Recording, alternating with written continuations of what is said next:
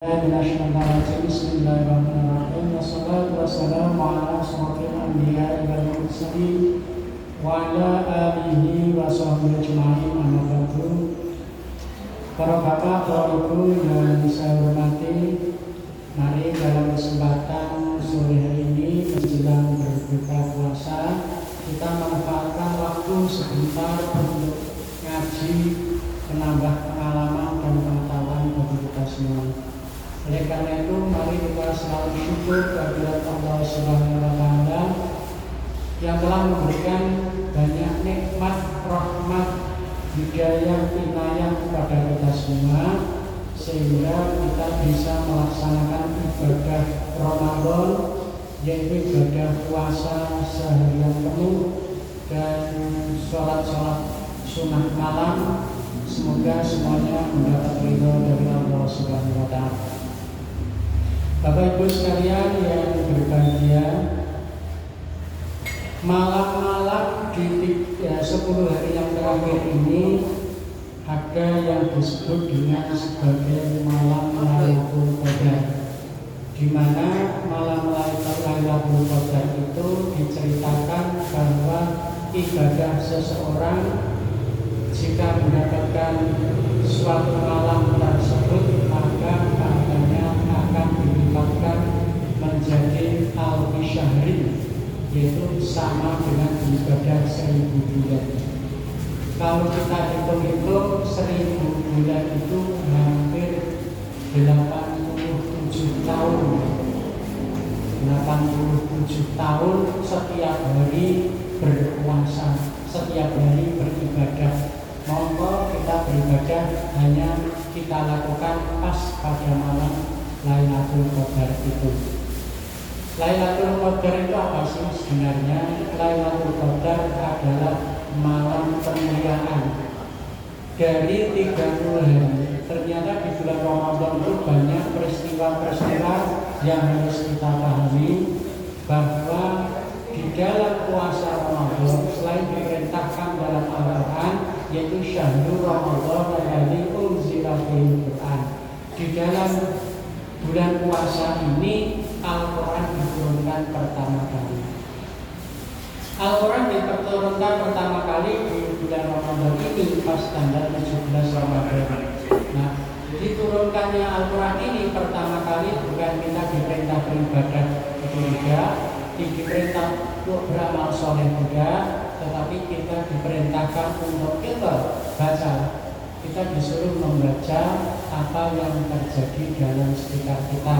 Kita disuruh membaca apa firman-Nya Allah. Jadi segala sesuatu kita harus mengedepankan akal pikiran dan hati nurani. Akal pikiran untuk mempertimbangkan apakah sesuatu itu bisa kita laksanakan atau tidak dengan berbagai pertimbangan, itulah akal pikiran yang kita gunakan. Adapun hati nurani atau perasaan kita gunakan untuk mengetahui benar dan tidaknya itu sesuai dengan hukum Allah ataupun tidak. Sehingga kalau suatu perbuatan itu sesuai dengan hukum Allah dan kita laksanakan, itulah yang disebut sebagai keyakinan. Oleh karena itu keyakinan itu sumbernya adanya hanya di hati-hati kita semua.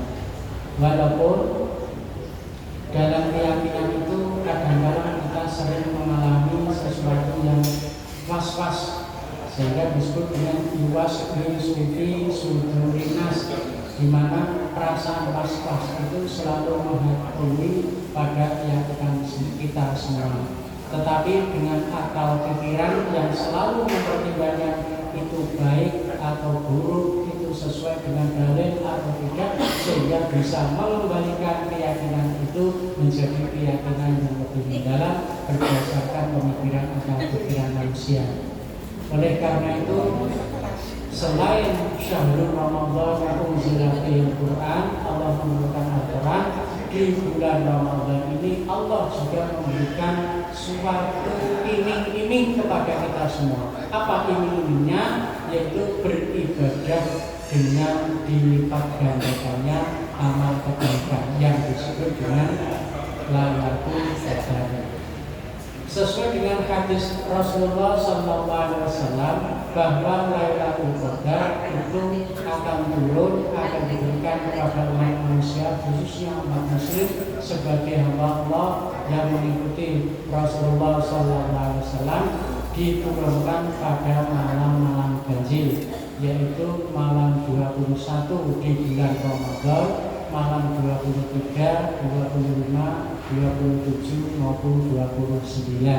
Di malam-malam itulah kita disunahkan untuk selalu meningkatkan amal ibadah kita, baik dengan sholat sunnah yang biasa kita lakukan, yaitu sholat tarawih maupun sholat malam lainnya, atau sholat tahajud, sholat hajat, bahkan ada sholat tasbih yang kita lakukan di malam-malam itu. Tujuannya apa? Mengharap pada Allah agar kita berada dalam situasi, dalam lingkungan yang betul-betul Allah menurunkan Lailatul Qadar. Sehingga kita datang ke masjid seperti ini, malam-malam kita datang ke masjid beriktikaf, itu memang dalam rangka kita mengikuti apa yang dituntunkan oleh Rasulullah SAW. Bapak Ibu sekalian yang berbahagia, terkait dengan amal ibadah, memang Allah itu saking sayangnya kepada kita semua, kepada umat Muhammad SAW. Allah tidak sekedar memerintahkan, tapi memberikan hadiah ini kepada kita biar kita tertarik untuk melaksanakan agama itu. Karena apapun yang terjadi, Islam itu diturunkan untuk rahmatan lil alamin, untuk semua umat manusia. Namun di antara umat semua manusia ini, mana yang betul-betul beribadah dan mana yang tidak. Oleh karena itu Allah mengatakan bahwa kita sebagai orang muslim itu tidak ada paksaan, sehingga tidak dipaksa, tergantung bagaimana hati nurani kita semua untuk mengikuti ajaran yang benar ini. Sehingga Allah cukup memberikan iming-iming kepada kita semua. Barang siapa yang melaksanakan ini, barang siapa yang melaksanakan itu, maka akan diganjar dengan pahala yang amat berlipat ganda, dan nantinya juga akan dikumpulkan di dalam surganya Allah Subhanahu wa Ta'ala. Amin. Bapak Ibu sekalian yang berbahagia, terkait dengan 10 hari yang terakhir di bulan Ramadan ini, marilah kita mulai serius lagi, lebih serius lagi dalam beribadah. Selain munculnya malam Lailatul Qadar, juga Allah memerintahkan ba'atuz zakata, maka keluarkanlah zakat. Zakat apa yang kita keluarkan di 10 hari terakhir bulan Ramadan ini, yaitu zakat fitri, zakat fitrah. Zakat fitrah, fitri artinya zakat yang untuk diri sendiri. Hal ini dilakukan dalam rangka apa? Apakah untuk Allah? Tidak. Zakat fitrah, zakat fitri, zakat untuk membersihkan diri sendiri, ini pada dasarnya adalah zakat yang digunakan atau yang diperintahkan Allah untuk membersihkan diri kita supaya terhindar dari rasa underbeni, rasa tamak, rasa dan lain sebagainya. Beda dengan amal-amal lain, contohnya sedekah jariyah atau zakat mal atau sumbangan-sumbangan lain untuk kemakmuran masjid. Itu berbeda dengan zakat fitrah. Kalau zakat fitrah itu tujuannya supaya kalau kita sudah mengeluarkan, disampaikan pada orang lain, hati kita itu tidak diperkenankan untuk berpikir apa yang sudah kita berikan. Bahkan melihat saja itu sebenarnya itu kita kurang pas. Beda dengan begini, saya menyumbang pembangunan masjid, bosok masjid tadi dalam perasaan aku pernah menyumbang semen, aku pernah ini. Ini namanya ada underbeni dalam hati kita. Memang semuanya berpusat pada hati nurani kita.